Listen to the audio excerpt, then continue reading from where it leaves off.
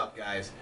In today's video, what I wanted to do is I wanted to go over how you can prep for Warlords of Draenor, as you know, very soon I predict we'll be getting like PTRs and different little, you know, inklings of what we might be getting into a little bit. I think within the coming months we'll start to see that stuff. So what should you be expecting going into Warlords of Draenor? What should we be farming? What should we be doing? So let's go over a couple things that we picked up at BlizzCon, and just, you know, helpful tips and tricks that we've always learned from expansion to expansion. Of course, with the addition of garrisons in Warlords of Draenor, we are going to want gold, okay? From everything that we saw at BlizzCon, it is going to cost money to get those garrisons up, and it is going to be essential for endgame progression to get those going, as well as it's going to be efficient for you to farm things and get those garrisons up and running and keep them as, you know, dump money into them early, as the way it's looking is they will be very beneficial to you later on as you get them up and running. So making sure that you have plenty of gold for that, for getting your professions up, you know, for farming any mats, for crafting any materials that you need to get your professions maxed out so you can get that next bonus, is going to be very essential. So I always recommend having a lot of gold. I did make a gold farming video, which still hasn't been nerfed in Mists of Pandaria, so make sure that if you haven't seen that, or you haven't been on the stream, I actually have been taking streamers with me as well, because I'm trying to get some gold too and help you guys out along the way. So keep that in mind, that that video is available so that you can make some gold, because you're probably going to want to go into the expansion with at least 50 to 100,000 gold, especially if you're an endgame pushing person who really wants to be on the cutting edge and the cutting forefront of content next expansion. Making sure that you have plenty of gold is going to be key. So I would recommend anywhere from 50 to 100,000 gold should be a nice safety net. I would actually recommend more towards the 100 side, but again, up to you. Also remember that heirlooms are going to be account wide. They've already made them so that you can trade them, but remember there's going to be an heirlooms tab. At least that's what we saw at BlizzCon.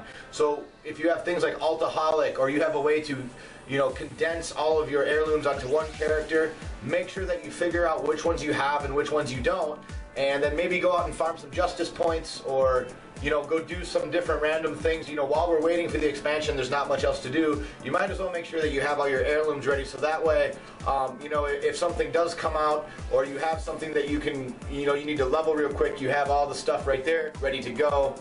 It'll all be in that tab for you, and then that way you can keep track of it. So like an add-on like Altaholic would probably be very useful for that. Otherwise, all you really have to do is just open an Excel spreadsheet, you know, take a list of everything that they have that's heirloom, and then just check it off right down the list. That's all you have to do, is as soon as you have it. That's not a bad idea, especially if you're going to be leveling some new characters come Warlords of Draenor, to keep that in mind. Now, the other thing you need to keep in mind is that we do get that free level 90. At least that's what they've been toying with, is we're going to get a free level 90 of our choice, if you know, per account, pretty much. So the other thing that you need to think about is what class you're going to be doing that with, and on what server, what faction, etc., etc. Especially if you're in a, you know, a more progression-based guild, making sure that you know that you have an alt is going to be very important. So if you don't have any other alts, or you you know, you have a class that you've really wanted to play, you just don't want to level, that's okay, because once Warlords comes out, you can make that class, get it up and running. But remember that right now you can farm profession kits pretty cheaply. So if you know that there's a profession that you really are going to want on your new alt, you can actually go out and farm all the mats for that entire kit, and you can have them in your banks ready to go. And as soon as you know, make that level 90, you just send all the mats over to him. You're instantly 525 or 600, and you're ready to go into Warlords of Draenor with the professions ready to go and everything's all set. And then that way you're not falling behind DPS-wise or time-wise, having to go back and farm up professions because you've already taken the initiative to get all that stuff done. So keep that in mind as well. That's always a helpful tip or trick to do that.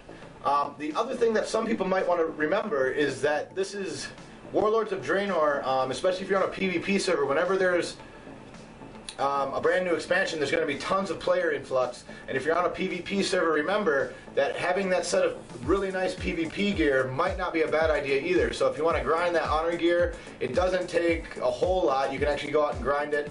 You can grind out that, or you can grind out the Warbringers. I've heard that's actually really good honor points as well. If you want to do that, you can actually make some gold doing that as well. I haven't tried it yet, but I will.